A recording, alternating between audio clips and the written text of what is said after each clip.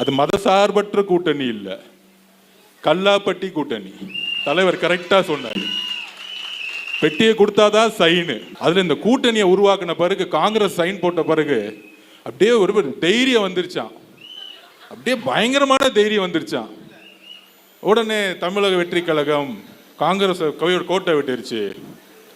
அப்பா அப்பா சாரி அப்பான்னு சொல்லக்கூடாது, அவரை முதலமைச்சர் ஸ்டாலின் சார் 20 வருஷமா உங்க கூட இருந்தவனையே உங்களால குடும்பம் நடத்த முடியாம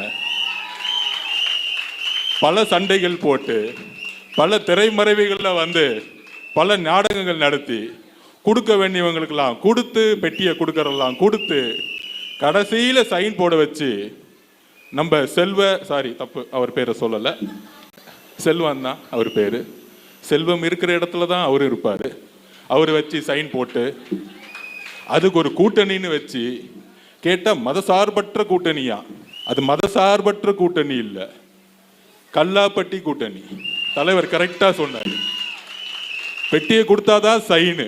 லக்ஷ்மி செராமிக்ஸ் நம்ம ஷாப் அனைத்திலும் டாப்.